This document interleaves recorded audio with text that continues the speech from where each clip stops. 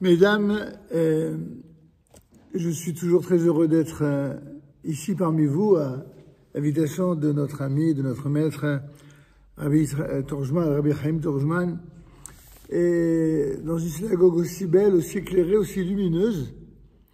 C'est très motivant. Parce que dans un monde où ceux qui en parlent, vous entendez maintenant? Voilà.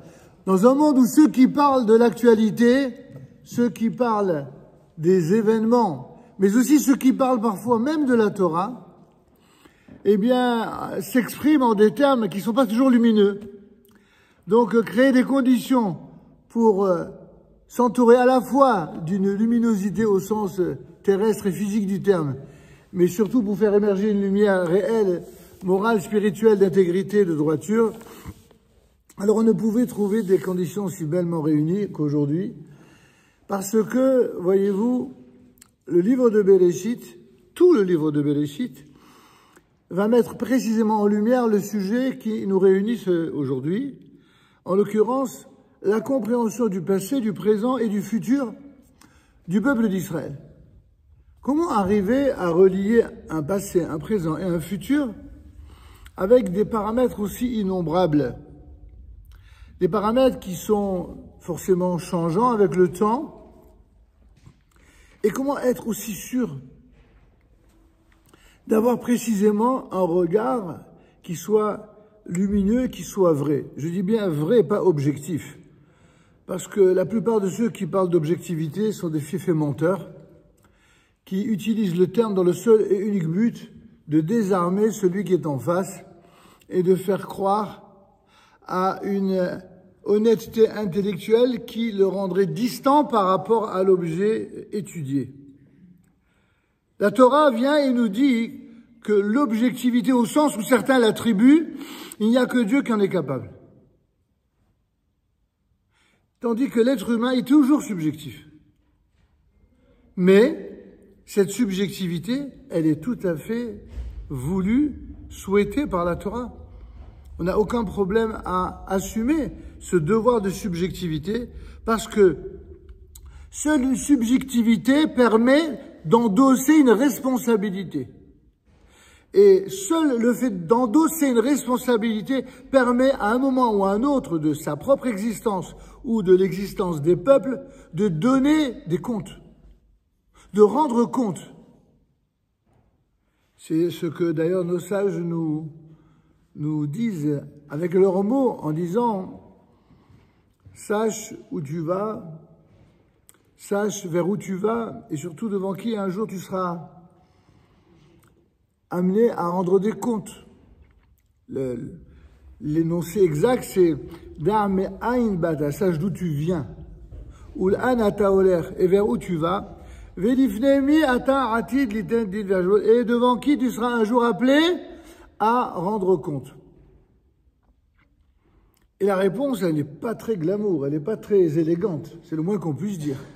Elle est très crue comme parfois le sont les sages, pas du tout pour être désobligeant, mais pour rappeler l'être humain à la vérité, que la vérité, on ne compose pas avec elle. D'où tu viens? Tu viens d'une semence qui n'a pu mettre le jour et la vie que par sa putréfaction. En termes un peu plus délicats, c'est sur la base de l'autodestruction d'une graine d'origine que va éclore la vie.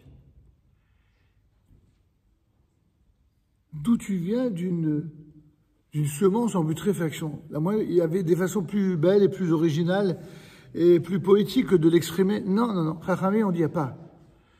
C'est ça, que celui qui se prend pour ce qu'il n'est pas, surtout ceux qui se prennent pour Dieu, on lui dit, pour qui tu te prends? À la base, tu es exactement comme tout le monde. Tu es le résultat d'une semence en putréfaction. Et pour ceux qui en seraient choqués, vous allez voir la suite, c'est pas mieux. Ça, c'est d'où tu viens. Où tu vas, l'ifne, l'imkom, afar, rima, vetona, là où il y a le lieu de Rima. Vous savez qu'est-ce que ça veut dire Rima? Vous avez entendu souvent parler de Rima ces derniers temps. Rima, c'est la vermine. On n'a jamais vu quelqu'un porter aussi bien son nom. Rima, c'est la vermine. Donc, mais là, en l'occurrence, on ne s'adresse pas qu'à elle. On s'adresse à tout le monde, tous les êtres humains. Celui qui se prend pour je ne sais quoi, on lui dit, tu sais quoi, tu finiras comme tout le monde, Rima, là où il n'y a que la vermine, Vetolera, les vers de terre. Waouh, c'est encore moins délicat.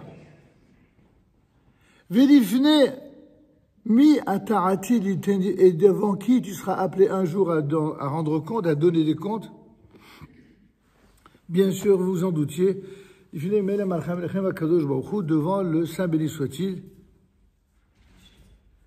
le roi des rois du monde, c'est-à-dire le souverain maître du monde, Akadosh Baruch Hu, Dieu. Le problème avec Dieu, si je puis m'exprimer ainsi humblement et sans aucunement blasphémer, c'est que tous ceux qui en parlent, ils sont toujours sur d'eux. Tous.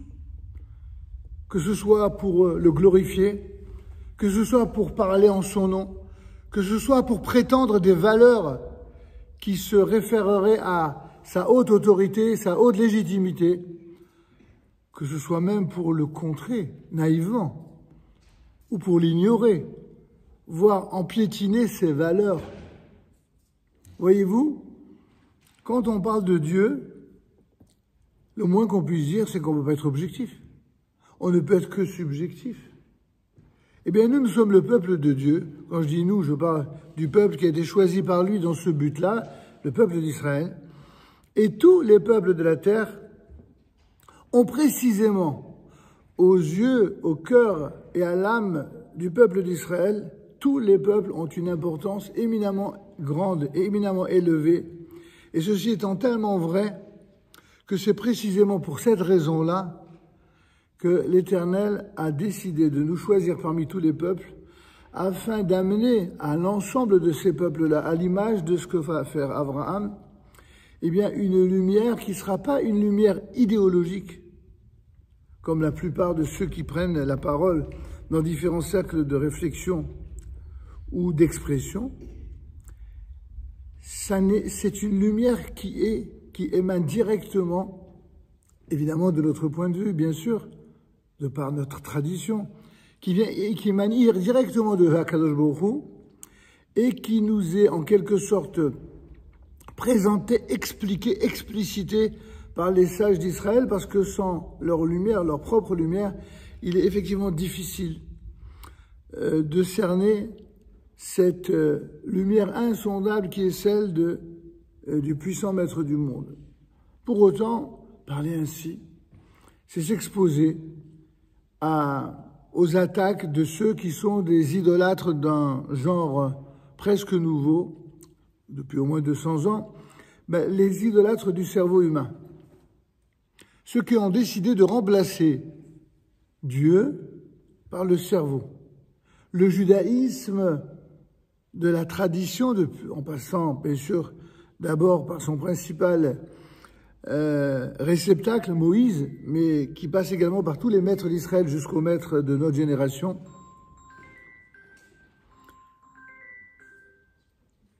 Et tu m'avais pas dit que c'était un cours en musique, hein? Bien, c'est bien. Alors il faut avoir de l'humour, c'est bien. Alors je voulais simplement vous dire, mes amis, que alors je précise, puisque déjà on va profiter de l'interruption, j'adore la musique. La seule chose, c'est que je suis tellement concentré lorsque je m'exprime devant des gens, par respect pour ces gens-là, par le public, eh bien, souvent, c'est vrai, ceux qui me connaissent le savent, il suffit d'une musique pour me déconcentrer. Pourquoi? C'est très simple. Parce que quand on respecte les gens, on se concentre sur ce qu'ils ont à vous dire, ou ce qu'ils veulent entendre ou pas entendre. Mais c'est une question simplement de respect. Je vous donne un exemple et je ferme la parenthèse. Je reçois en moyenne 300 messages par jour. Et ceux qui essayent de me joindre savent à quel point c'est pas toujours facile. Et je leur dis avec beaucoup d'honnêteté, je dis, je ne suis qu'un être humain. C'est pas parce que nous vivons dans une génération où tout a été fait pour multiplier la communication à sens unique. C'est-à-dire quand les gens veulent vous dire quelque chose, ils vous envoient un message. Et maintenant, débrouillez-vous avec. Si vous l'écoutez, c'est tant mieux. Si vous l'écoutez pas, c'est vous qui êtes en tort parce que vous n'avez pas écouté. Ça, c'est le bouleversement des valeurs et c'est le contraire de la vérité. Et je referme cette parenthèse pour nous ramener dans notre sujet. Le peuple d'Israël, depuis ses prémices, et Dieu nous a prévenus dans la Torah, Rashi, le grand exégèse français, nous a également prévenus dans la Torah, dans toute l'histoire du peuple d'Israël, depuis les temps immémoriaux jusqu'à la fin des temps, nous serons toujours, nous, peuple d'Israël, la preuve vivante de ce que Dieu nous a choisi parmi tous les peuples. Et je vais vous dire mieux que ça, c'est pas seulement vrai parce que Dieu l'a dit, c'est pas seulement vrai parce que les rabbins le rapportent, c'est vrai parce que les antisémites le prouvent. Ceux qui nous haïssent le plus, ce sont ceux qui prouvent le plus que nous sommes le peuple élu. Parce que dans leur stupidité maladive, dans leur jalousie maladive, dans leur façon maladive de parler de nous traiter, que ce soit dans l'actualité, dans les hémicycles, qu'ils soient politiques, idéologiques, philosophiques, universitaires. Lorsque les orateurs parlent des Juifs, ils s'arrangent toujours à démontrer, même si c'est pas ça qu'ils voulaient à la base, que le peuple d'Israël, ça n'est pas un peuple comme les autres, c'est un peuple qui est différent. La seule différence, justement, entre la façon dont nous en parlons et la façon dont les antisémites en parlent, c'est que eux, ils traitent notre différence comme étant un mépris pour eux, comme étant une volonté d'exercer une suprématie, les termes à la mode, extrémiste, suprémaciste, messianiste, tous ces termes dont ont le secret tous les idéologues du mensonge, ne sont là que a priori pour nous empêcher d'avoir le moindre pouvoir, d'avoir la moindre capacité de décider, et en fin de compte, même si en un premier temps ils réussissent effectivement à faire du mal, à détruire, cette destruction, ce mal, ce malheur qu'ils provoquent sur le peuple d'Israël, et ce depuis 3000 ans, se transforme toujours, même si ça met du temps, il faut être très patient, ça se transforme toujours en une révélation de justice, et l'actualité d'aujourd'hui n'est là que pour nous le confirmer. Alors, essayons de passer, comme on l'a promis, du passé au présent et du présent au futur. Concernant le passé d'abord, vous savez que nous sommes déjà à la 4e paracha du premier livre de la Torah, après avoir récité Bereshit, Noach, Lech Lecha, nous sommes à Vayera. Alors, disons que pour nous, déjà, par rapport à l'actualité de la lecture de la Torah, le passé, c'est ça. On va dire que, symboliquement, on ne peut pas traiter les 3000 ans jour après jour. On va aller à l'image de ce que nous allons dire sur Bereshit jusqu'à Vayera. On va essayer de comprendre par la suite ce que c'est que le présent et ce que c'est que le futur. Dans Bereshit, la première des questions que chacun connaît par cœur pour l'avoir entendu de nos rabbinim, absolument dans toutes les synagogues du monde, et se faire le porte-parole de ce qu'a lui-même dit Rashi sur le premier commentaire de Bereshit. Comment se fait-il que Dieu a décidé de commencer la Torah par Bereshit et pas par Achodesh Hazel Achem Rosh Chodashim, ce mois-ci sera pour vous le premier de toutes les néoménies, c'est-à-dire de tous les Rosh Chodesh. Pour ceux qui connaissent l'expression, le nouveau mois hébraïque, ça s'appelle Rosh Chodesh. Et donc la première mitzvah qui fut donnée lors de la sortie d'Égypte, avant même qu'ils ne sortent, c'est cette mitzvah-là de Achodesh Hazel Rosh Chodashim. Rishonu Lachem. Ce sera pour vous le premier de tous les Rosh Chodesh. Et donc, étant donné que c'est la première mitzvah qui va être retenue dans la Torah, si, regardez l'arrière-pensée de la question, si toute la raison pour laquelle la Torah a été écrite par Dieu, c'est uniquement pour être un recueil de Torah et de mitzvot, de halachot, comme souvent les rabbins aiment à mettre en avant, évidemment, ils sont fondés à le faire. Mais si c'était que ça, il y a que cela qu'il fallait retenir, alors pourquoi la Torah n'a-t-elle pas commencé justement par les commandements? Surtout lorsqu'on sait que le premier commandement en question ne va même pas commencer du tout dans le livre de Bereshit, mais dans Shemot, le deuxième livre, et qui plus est, dans la paracha de Bo. La deuxième paracha. Bo. Vous imaginez? La deuxième paracha. Et alors on ne comprend rien. Si la Torah n'a été donnée que pour les mitzvot, alors on aurait dû commencer par cela. Ah, pourquoi la Torah a-t-elle commencé par Bereshit? Pour deux raisons au moins, parmi les multiples raisons évoquées par nos sages, deux essentielles. La première, pour rappeler à l'ensemble des générations de l'époque, du passé donc, mais aussi du présent et de l'avenir, que ce monde, il n'est pas venu du hasard, ni d'un Big Bang, ni d'explosion métaphysique, non. Ce monde a bel et bien eu un créateur qui fut à l'origine de tout ce qui a succédé, mais qui fut même à l'origine de ce qui a précédé.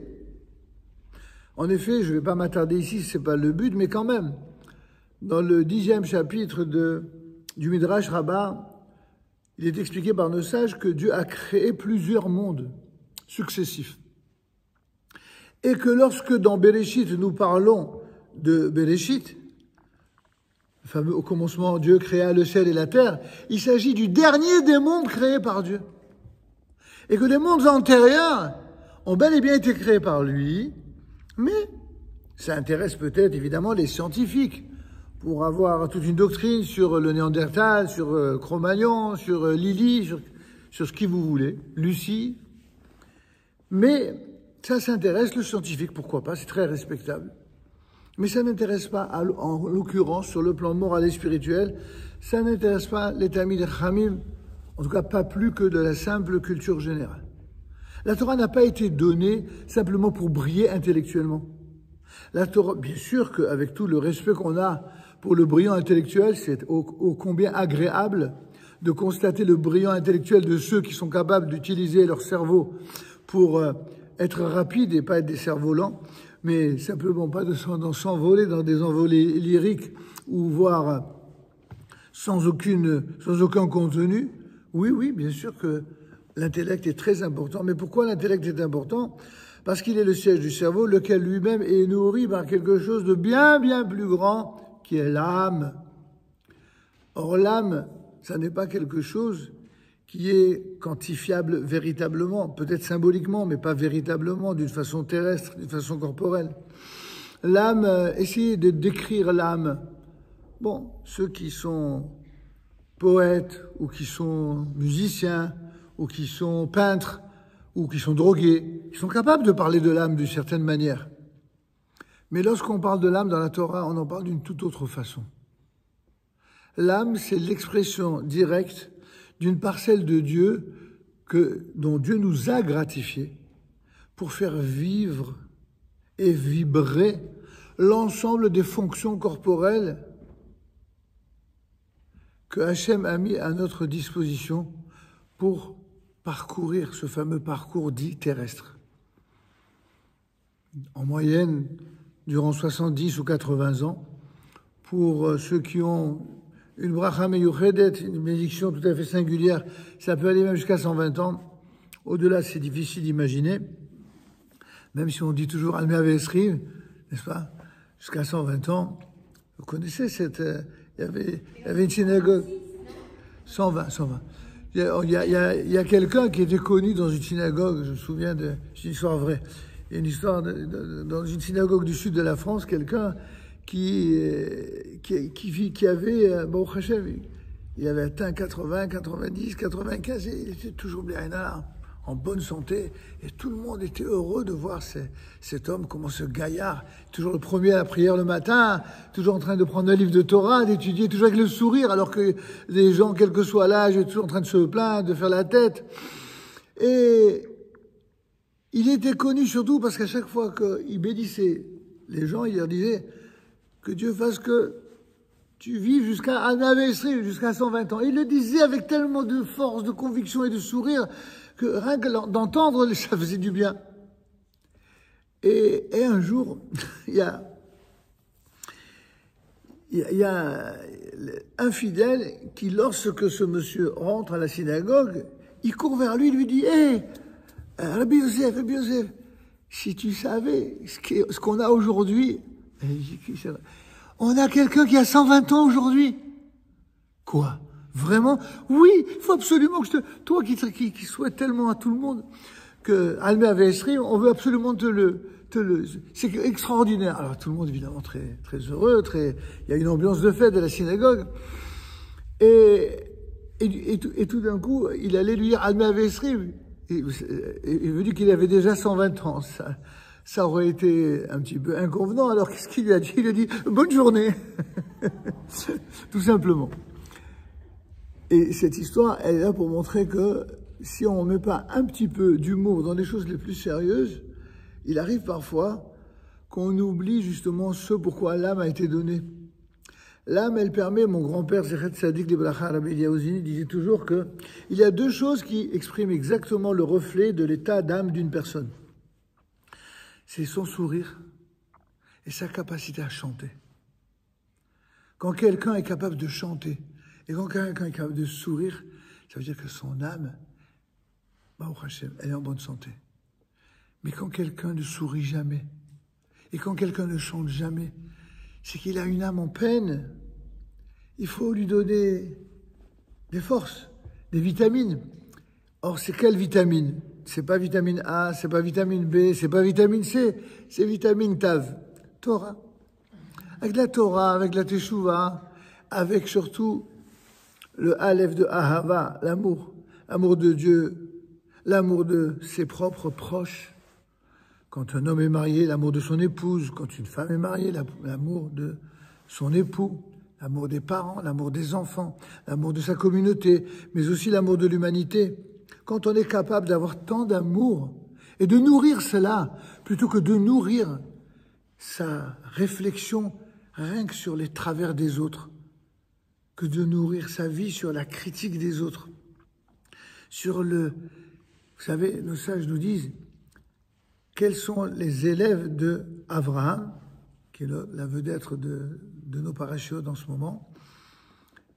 C'est Aïn Tova, la bienveillance.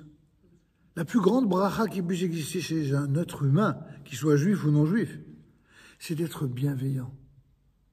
Il y a des gens, ils font semblant d'être bienveillants et ils vous dictent ce que pour eux est la bienveillance. Pour eux, la bienveillance, c'est n'autoriser que les gens qui sont mauvais à faire le mal, ou que les gens qui veulent transgresser, au nom de la liberté, de la tolérance, c'est de les encourager à se montrer ouverts et tolérants qu'à l'égard de ceux qui transgressent, mais à l'égard de ceux qui respectent, à l'égard de ceux qui ont la crainte de Dieu, à l'égard de ceux qui veulent faire avancer le monde par l'amour de Dieu, de la Torah des Mitzvot, alors là, tout d'un coup, tolérance zéro. C'est ce qu'on appelle dans la tradition juive le monde à l'envers. Le monde à l'envers, c'est cela. Quand Dieu a créé le monde, nous dit le Talmud dans la Gemara de Sanhedrin, le monde était prévu initialement pour durer 6 jours. Pour les 6 jours qui ont été d'une certaine manière bafoués par la faute originelle de Adam Arishon et de Chava, son épouse, sa première épouse en tout cas, eh bien, qu'est-ce qu'il s'est passé? Il s'est passé qu'il a fallu une réparation, ce qu'on appelle le tikkun olam, la réparation du monde, qui va obliger chaque jour de la création à être réparé par 1000 ans. Donc les 6 jours vont devenir 6000 ans. Et, disent nos sages dans le Talmud, ces 6000 années, ces 6 millénaires, seront répartis ainsi. Il y aura 2000 ans d'obscurité, d'obscurantisme, il y aura 2000 ans de Torah et il y aura 2000 ans de temps messianique. Alors 2000 ans d'obscurité, d'obscurantisme, ça veut dire quoi? Ça veut dire 2000 ans d'idolâtrie. C'est-à-dire 2000 ans où l'être humain, il se prive de cette chose merveilleuse dont Dieu l'a gratifié, son âme. L'idolâtrie, c'est vivre sans Dieu, ou pis encore, c'est vivre en prétendant avoir la foi en Dieu, mais en le calculant même pas, faisant comme s'il n'existait pas. Ô Dieu qui est au ciel, surtout restez-y. Ne vous mêlez pas de nos affaires ici-bas. Ça, c'est ce que dit le Talmud. Je n'invente rien du tout. Donc les 2000 ans en question, c'est grosso modo à 50 années près, c'est Abraham, c'est jusqu'à Abraham. Depuis, je parle des années bibliques, hein, bien entendu, depuis la création du monde biblique, du fameux monde de Béréchit, jusqu'à Abraham, il y a exactement 1948 ans. Ça vous dit rien, 1948?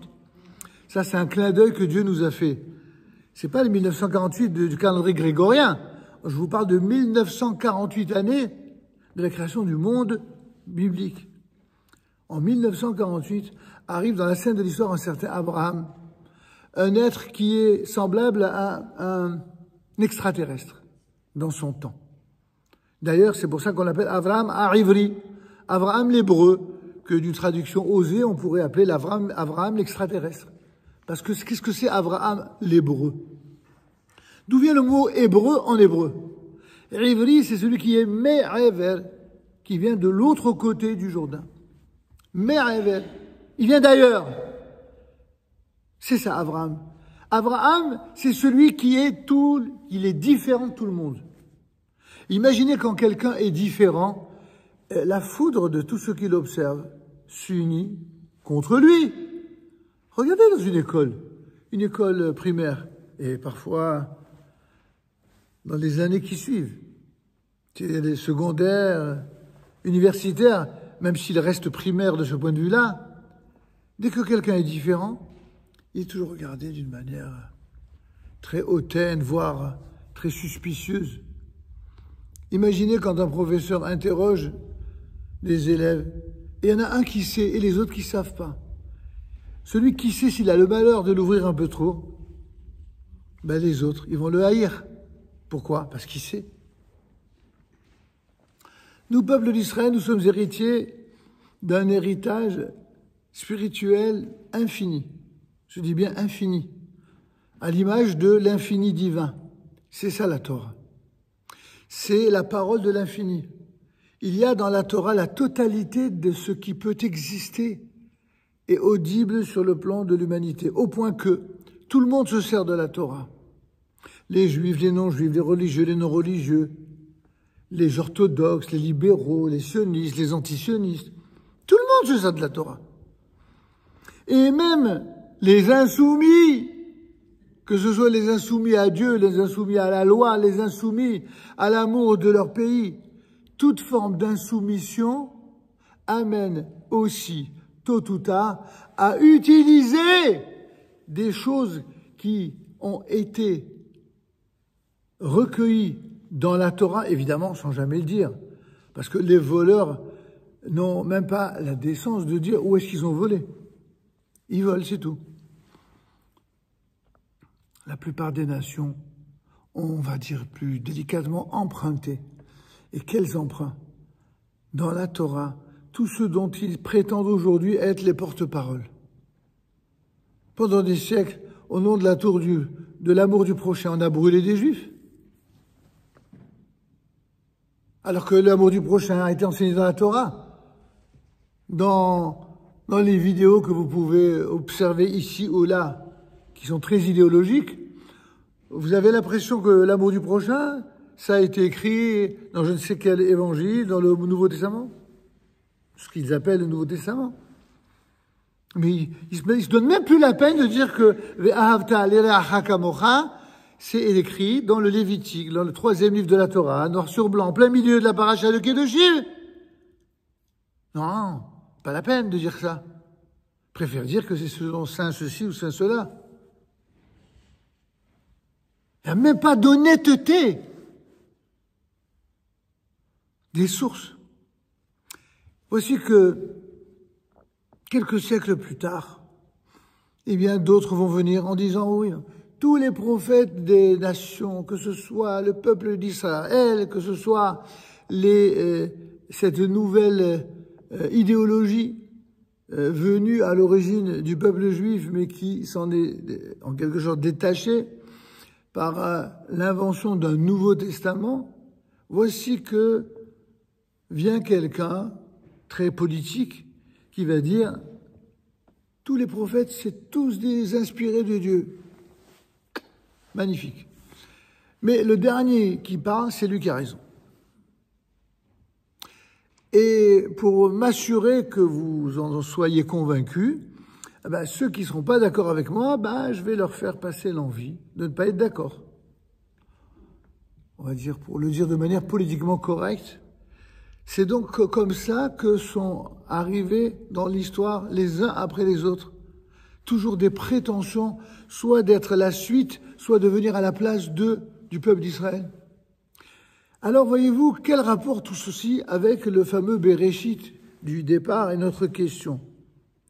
Parce qu'on ne se contente pas de nous dire, Rachi ne se contente pas de nous dire que la Torah aurait dû commencer par Achodesh Hazeh. Eh bien, il nous dit, attention,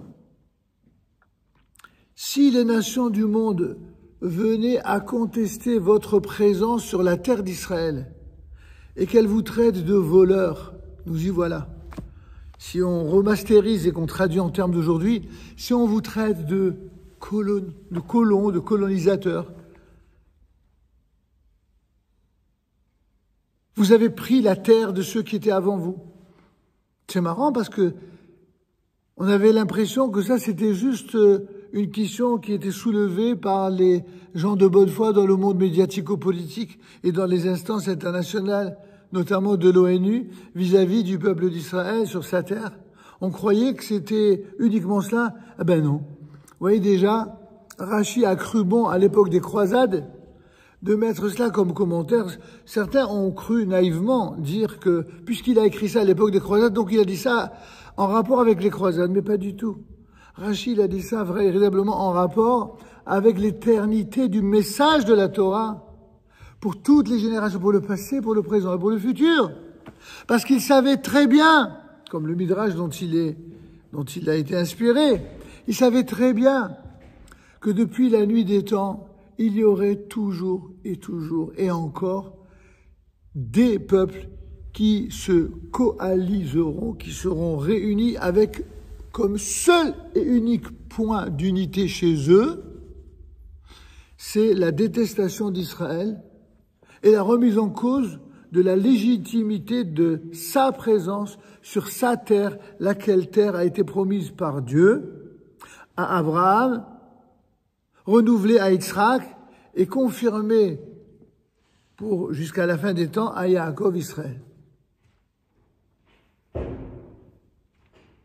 C'est tellement limpide qu'on se demande encore, mais comment est-ce possible alors que cela soit contesté? Mais on conteste toujours ceux qui sont légitimes.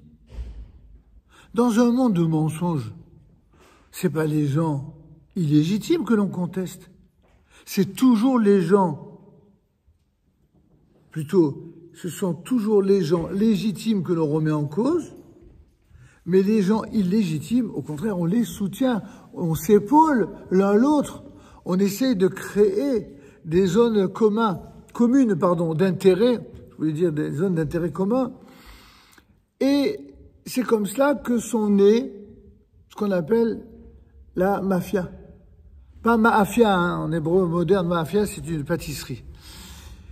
Non, je ne parlais pas de bonnes pâtes, là. Même si certaines viennent d'Italie, la mafia, elle n'existait pas qu'en Italie, même si c'est la façon, je dirais, la plus connue d'en parler. Le principe même mafieux est un principe qui n'est pas né en Italie, avec tout le respect qu'on a pour nos amis de Palerme ou d'ailleurs. Non, la mafia, elle est née à l'époque d'Abraham. Le mafiosi en chef s'est appelé Nimrod II. Le roi de la mafia, c'était qui? C'était Nimrod, qui décide de jeter Abraham vivant au feu. Cela ne fut que l'une des 10 épreuves d'Abraham. Et pourquoi il veut les jeter au feu? Mais parce que c'est pas bon pour les affaires. Parce que il est fou celui-là. Il parle d'un Dieu, il parle d'homme, il parle de liberté, il parle de repousser la notion d'esclavage telle qu'à l'époque elle était conçue. Et il parle aussi d'avoir des obligations vis-à-vis de son épouse et d'avoir un avenir, construire un avenir, faire du bien. Mon Dieu, quelle horreur! Ça rapporte pas de faire du bien. C'est pas bon pour les affaires. Alors, qu'est-ce que fit Nimrod? Il créa la première mafia. Au lieu de le faire dans un bas-fond d'un restaurant, je ne sais où, en Europe ou ailleurs, ça peut être en Italie, ça peut être aux États-Unis, ça peut être même en France, ça peut être partout. Au lieu de cela, lui, qu'est-ce qu'il a fait? Il a réuni les mafiosi de l'époque dans une tour, la fameuse tour de Babel. Il les réunit et il a dit, les gars, il faut qu'on s'entende. C'est un dangereux, cet Abraham. Si ces idées réussissent, ça veut dire que nous, il va prendre notre place. Et du coup, on ne pourra plus faire notre business. Ah oui, mais tu sais, Abraham, c'est un problème, ce gars-là, parce que il dit qu'il y a un Dieu au-dessus de tout. Ah ouais? Où est ce Dieu-là? J'ouvre l'encyclopédie d'époque, elle n'avait pas beaucoup de pages, mais on ne connaît pas ce Dieu-là. Qui c'est ce Dieu-là? C'est le Dieu qui est au-dessus de tout, qui est à l'origine de tout, c'est lui-même qui a créé le monde. Évidemment, il s'esclave de rien. Dieu qui crée le monde, ça c'est bon pour ceux qui ont envie de croire aux histoires de Blanche-Neige. Faut être sérieux quand même. On va lui montrer à cet Abraham qui c'est qui a créé le monde. Alors qu'est-ce qu'il dit? C'est un Dieu qui est le Dieu du ciel et de la terre. Ah ben, nous savez quoi? On va se réunir. Nous allons parler un même langage tous. On va aller au sommet de cette tour. Vous prenez vos meilleurs archers et on va tuer ce fameux Dieu du ciel. Et on finira par tuer Abraham pour que lui ne soit pas un Dieu de la terre. Et donc, naïvement, ça peut vous faire sourire, évidemment, aujourd'hui. Mais ne souriez pas tant parce que ce que Nimrod a fait avec les mafiosi de la tour de Babel, c'est exactement ce que une certaine organisation nommée Organisation des Nations Unies, qu'on pourrait surnommer Organisation des Nations Unies contre Israël, eh bien, font aujourd'hui, vis-à-vis d'Israël, exactement ce que Nimrod et sa tour de Babel ont fait à l'époque contre Abraham. Ils s'unissent dans un seul et unique but, alors que la veille, ils ne s'entendaient pas entre eux.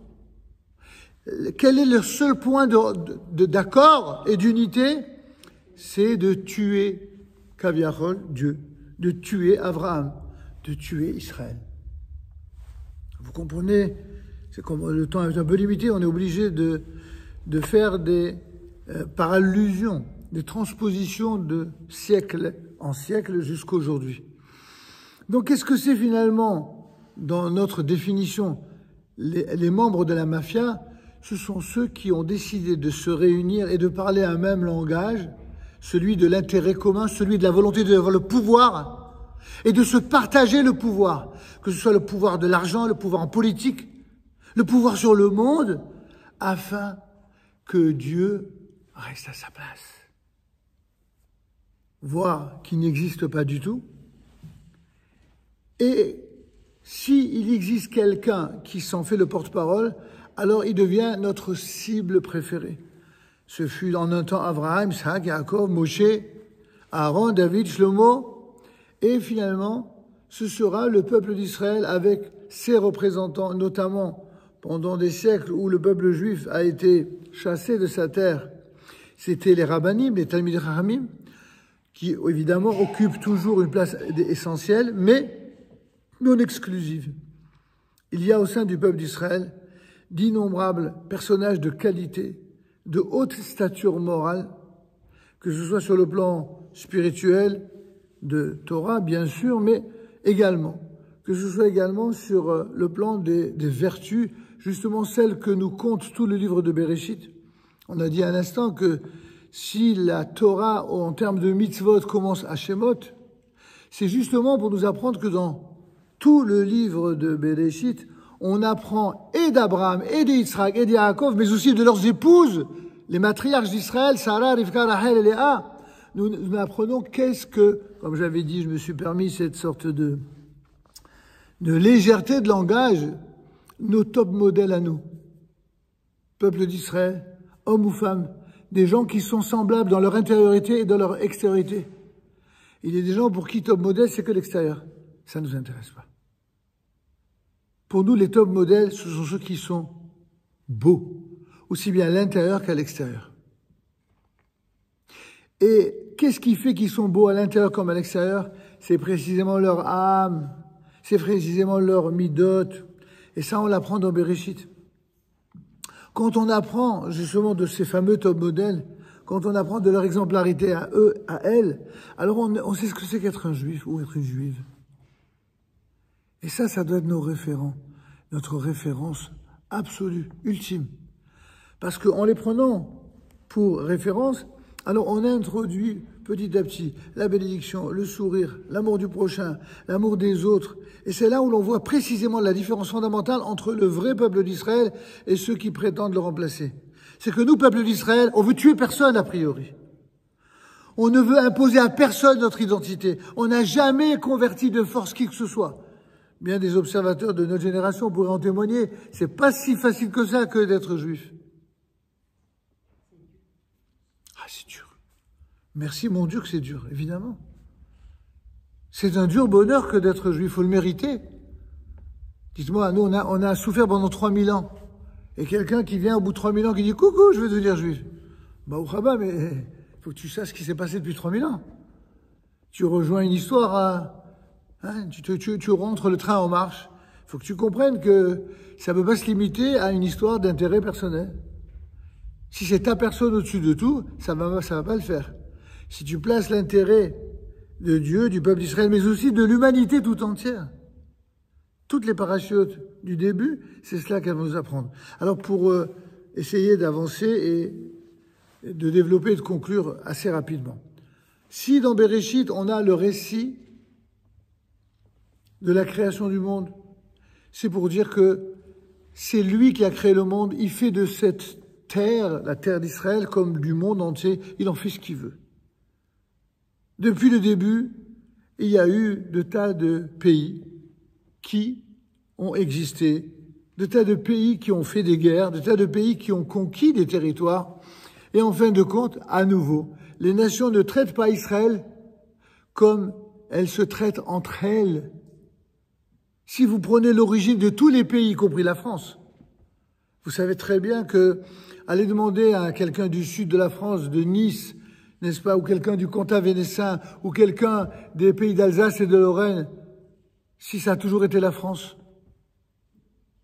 N'en parlons pas, la Corse et j'en passe. Monaco, Principauté. L'histoire, elle a imprégné l'humanité entière de toutes ces guerres qui n'ont pas, contrairement à ce que certains idiots, ou les idiots que certains, dans le monde journalistique, on appelle ça les idiots utiles. Personnellement, je les appelle les idiots inutiles. Ils font perdre du temps. Parce que ces idiots inutiles nous font croire toujours que la raison pour laquelle les événements sont produits, c'est en fonction de la manière dont eux analysent les événements. Mais c'est faux. Parce que c'est pas eux qui décident des guerres. Les guerres, elles sont décidées chaque année pour Rosh Hashanah par Dieu. De la même manière que Dieu passe en jugement chaque juif, Dieu passe en jugement chaque non-juif. Mais Dieu passe en jugement chaque nation.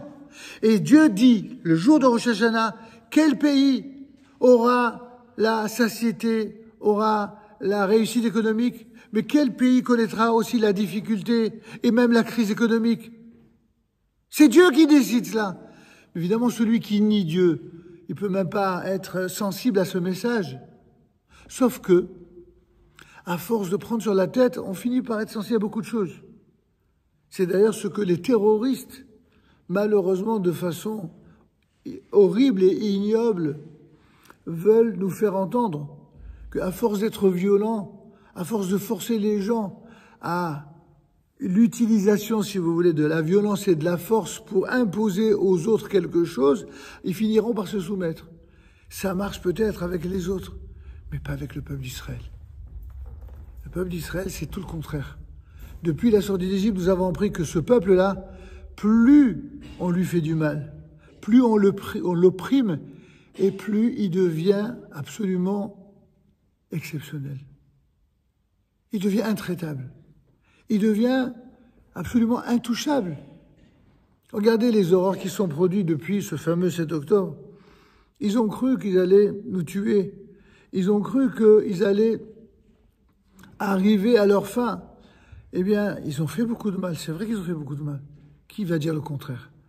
Ils ont tué, violé, sacrifié. Ils ont été horribles. Mais la seule chose qu'ils ont permis, c'est de montrer l'état dans lequel le monde se trouve.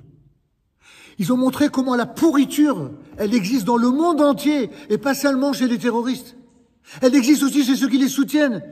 Et ça, c'est à travers les universités, à travers les chancelleries.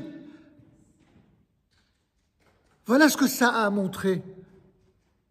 Mais ça a montré aussi que le peuple d'Israël avait en son sein des êtres d'exception qui vont non seulement rétablir les choses, qui vont non seulement faire effectivement justice et non pas vengeance comme les imbéciles aiment.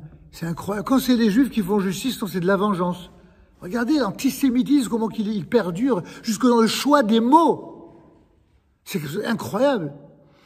Alors, tout ça, Rachi, au nom du Midrash, nous avait prévenu. Si on vous traite de voleurs, que vous avez conquis la terre des 7 peuplades, si on vous traite de colons, en termes d'aujourd'hui, alors vous leur dites, écoutez les gars, calmez-vous, détendez-vous. Cette terre-là, elle a été créée par Dieu. Dieu, il la donne à qui il veut, il la reprend quand il veut, et il la redonne à qui il veut. C'est comme ça. Que ça vous plaise ou non. Évidemment, mon père, Rabbi Shimon, disait toujours, mais ça peut convaincre quelqu'un qui est, entre guillemets, religieux, ou quelqu'un qui a la foi, qu'elle soit juive, chrétienne ou autre. C'est quelqu'un qui a la foi dans ce que dit le message biblique. Mais quelqu'un qui, de toute façon, a décidé d'emblée qui n'avait aucun rapport avec Dieu. Quelqu'un qui est de l'école de Nimrod, qui veut tuer Dieu, naïvement. Est-ce que c'est la réponse à donner? Et c'est ça ce que mon père disait. Il dit, c'est ça le plus grand chidouche de Rachi. Rachi n'était pas obligé de nous donner cette réponse-là. Il aurait pu simplement nous donner la réponse qu'il y a dans la paracha de l'Erlecha. Lorsque la terre fut divisée en 3 grandes parties, entre Shem, Ham et Yafet, l'endroit qui s'appelle aujourd'hui Eretz Israël, et qui s'appelait autrefois Eretz Kenan. Pourquoi il s'appelait Eretz Kenan? Parce que Kenaran, le frère de foot, aucun rapport avec le sport, hein, le frère de foot, Kenaran et foot, c'était les enfants de qui? Ils étaient les enfants de Ham. Ils n'étaient pas les enfants de Shem. Or, la terre d'Israël était dans le domaine d'attribution des enfants de Shem. Ça veut donc dire que le premier colon de l'histoire, c'est qui? C'est Kenaran. Pourquoi Rachi n'a-t-il pas répondu? C'est ça le développement de mon père, un chidouche magnifique. Pourquoi il n'a pas dit? Pourquoi Rachi n'a pas dit, mais quoi? Vous nous traitez de colons, vous nous traitez de voleurs, mais c'est vous qui êtes des voleurs. Vous avez conquis cette terre, vous avez colonisé cette terre, alors que c'était pas la vôtre. Il aurait dû répondre cela.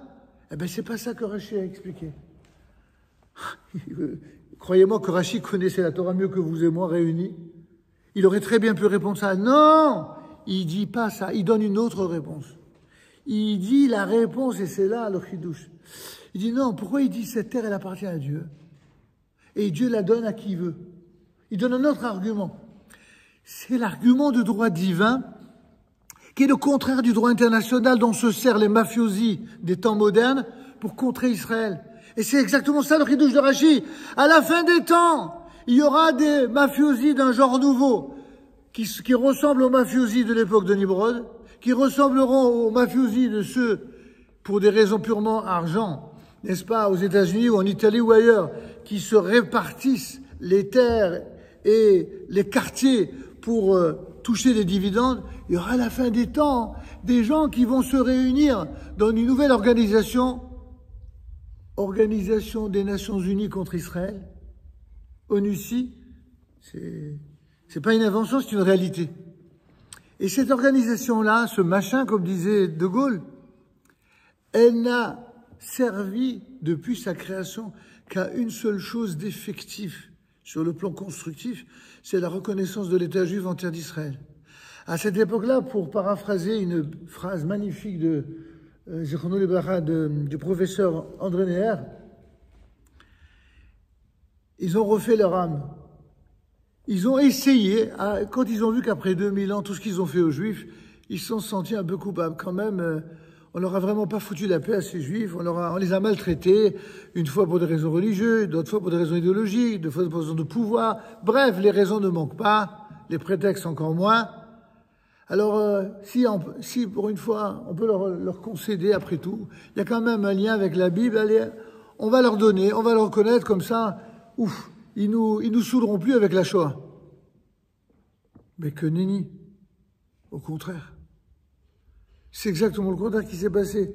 C'est que du lendemain même de cette reconnaissance, et plus encore depuis la guerre des 6 jours, toutes les nations unies, qui étaient unies tout court, sont devenues unies contre Israël. C'est-à-dire, elles passent leur temps à regretter cette reconnaissance et à la remettre en cause, ce qui fait qu'ils ont inventé le plus grand bluff historique de tous les temps, le bluff du soi-disant peuple palestinien, et le non moins bluff d'une terre pour 2 nations.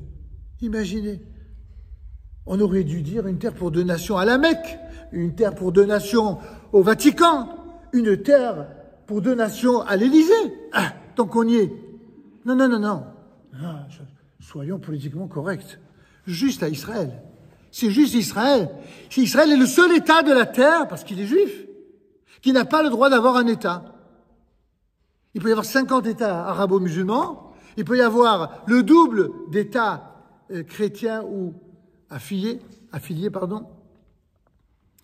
Il peut y avoir le triple d'États laïques, mais un seul État juif, surtout pas. Surtout pas. Le même raisonnement que Nimrod avec Abraham. Si on permet à ce Abraham d'avoir du pouvoir, mais c'est fini, on n'existe plus. Et ça, je voudrais, pour terminer, parce que le temps arrive, vous savez, j'aurais tellement à dire, je ne peux pas tout définir ici, mais je voudrais que vous compreniez pourquoi j'ai présenté les choses de cette manière-là. Apparemment un peu légère, ou en tout cas, on va dans tous les sens, dans le passé, dans le présent, dans le futur, pour que vous compreniez que la trame idéologique de l'arrière-pensée des nations, c'est en fin de compte ce qui en un premier temps fait du mal aux Juifs, mais qui leur fait du mal à elles-mêmes. Si ces nations avaient compris à quel point c'est de notre état à nous, que ce soit état moral, spirituel, que ce soit l'état d'Israël, que ce soit l'état des relations internationales, si ils avaient compris ce qu'on a dit dans la paracha la semaine dernière, seront bénis par toi tous les peuples de la terre, qui veulent vraiment la bracha. Ils ont la recette. Soutenez Israël et vous verrez, vous aurez la bracha. Arrêtez de vous opposer au seul pays sur la terre qui ne recherche qu'à faire du bien. Parce que c'est dans ses gènes, c'est parce que c'est dans sa Torah, c'est parce que c'est dans son ADN, dans son gène génético-spirituel, que de vouloir utiliser la force non pas pour bouffer les autres, non pas pour dominer le monde comme les complotistes en font toujours procès d'intention, mais pour faire du bien. Et c'est ça la révolution d'Abraham, mes amis. Abraham Avinu, c'est celui qui, pour la première fois dans l'histoire, va dire, attention, faire du bien, c'est pas uniquement ne pas faire de mal. Parce qu'aujourd'hui, tu fais pas de mal, parce que t'as pas intérêt à le en faire. Donc, comme disaient les gars du sud de la France, tu fais ta vie, je fais la mienne, n'est-ce pas? C'est-à-dire être égoïste. On ne peut pas être égoïste quand on est quelqu'un qui est en phase avec Dieu. Quand on est vraiment en phase avec Dieu, on ne doit que penser au pluriel et pas au singulier. Ah, vous avez dit pourtant, le peuple d'Israël a bien un message singulier. Oui, il a besoin d'un double message. Un message singulier, particulariste, et un message également universel. Or, lorsque le message singulier du peuple d'Israël est au service de l'universalité des nations, les nations ne supportant pas d'admettre que ce peuple a été choisi pour cela, alors ils préfèrent faire exactement le contraire. Ils sont unis contre le peuple d'Israël pour faire accroire que l'universel ne peut venir que des nations. Et c'est exactement le contraire qui est vrai, que la Torah nous enseigne. Les nations ne pourront comprendre l'universel que lorsqu'elles comprendront ce que signifie un peuple choisi par Dieu dans le but d'apporter une lumière qui n'est pas une lumière de domination, qui n'est pas une lumière de conquête au sens peu élogieux dans la bouche de certains aujourd'hui, mais si ce n'est la conquête de la vérité, de l'intégrité, de la droiture, d'une lumière bienfaisante pour l'ensemble. Et voyez-vous, l'État d'Israël n'est peut-être pas parfait, comme tous les États modernes, comme tous les États qui sont menés par des personnages politiques, mais il n'en reste pas moins vrai qu'avec les imperfections connues ou moins, finalement cet État-là finit toujours par générer des hommes fantastiques, exceptionnels. L'État d'Israël est l'État qui représente le peuple le plus beau du monde, le plus grand du monde. Pas la grandeur par le nombre, mais par la qualité, par sa capacité à générer de l'amour là où il, lui, ne reçoit souvent que de la méchanceté, de la malveillance. Et parce que nous sommes les descendants d'Abraham, Abraham dont nos sages dans le Talmud nous disent qu'est-ce qui caractérise les enfants d'Abraham? La bienveillance. Ayin Tova. Si vous avez 1000 façons d'interpréter les choses, dont 990 qui sont négatives et 10 qui sont positives, alors soyez de ceux qui interprètent les 10 qui sont positives.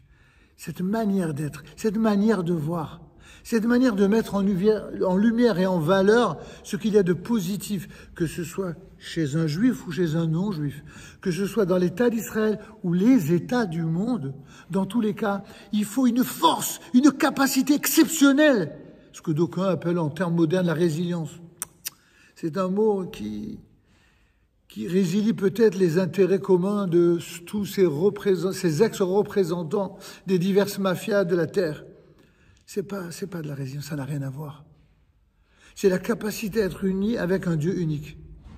Et de cette capacité à être uni avec un Dieu unique, alors on génère par cette unité, cette même unité-là, une bénédiction qui, elle, va se propager à l'image du divin d'une façon infinie et d'une façon éternelle. C'est en tout cas la bracha que je souhaite du fond du cœur à chacun d'entre vous. Pardonnez-moi si je suis allé dans... Vous savez, le sujet m'invitait un peu à faire des va-et-vient entre à la fois le passé, le présent et le futur, entre l'actualité passée, l'actualité présente et future. J'aurais évidemment beaucoup à dire, surtout sur une conclusion heureuse, c'est que je vous annonce officiellement, aujourd'hui, on a enregistré comme ça, il y aura des témoins, et quel témoin kadosh qu'on a à côté de nous, c'est que tout ce qui va se passer en Israël dans les années à venir, ça ne va être que des bonnes nouvelles. Amen. Que des bonnes nouvelles, que des brachot, et pas simplement pour Israël. Parce qu'en Israël, on réussira, malgré les oppositions internes, à recréer une unité autour de l'essentiel, alors, malgré les saboteurs qui existent encore, eh bien, on finira par créer l'unité au sein d'abord du peuple d'Israël, et lorsqu'il y a, c'est ça ma conclusion, lorsqu'il y a une unité au sein du peuple d'Israël, il y aura également une unité chez les nations avec Israël. Mais lorsqu'il y a un désaccord, une méchanceté, une malveillance à l'intérieur d'Israël, c'est ce manque d'union-là qui crée l'unité chez les nations contre nous. Donc il ne faut pas se tromper. Dans quel ordre les choses doivent se faire? Il y a toujours quelqu'un qui doit donner l'exemple. C'est les rabbins qui nous donnent l'exemple. C'est les parents qui donnent l'exemple aux enfants. Le peuple d'Israël doit donner l'exemple aux nations. Quand il fait cela de manière unitaire, alors les nations du monde seront prêtes à reconnaître cela et s'inscrire dans le sillon de cette bénédiction et cette lumière. Amen et Amen. Merci beaucoup, Rabbi Shlomo, pour ce shiur extrêmement brillant.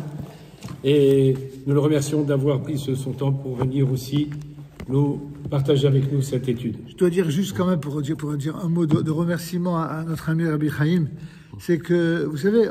J'enlève le micro, hein. Ouais. En vérité, je suis invité dans pas mal d'endroits, mais je dis pratiquement toujours non. Alors, c'est pas du tout pour faire le beau, c'est parce que je peux pas. J'enseigne toujours là où je suis, Et Rabbi Chaim, je ne sais pas lui dire non. J'étais pas sûr de pouvoir me libérer. Il m'a pas averti il y a si longtemps que ça. Non. Mais qu'est-ce que je t'ai dit? Je t'ai dit, je m'arrangerai. Okay. J'ai dit oui. Okay, parce que... Ça, je vous dirai en micro. Merci. À l'école, voilà. On va faire une pause.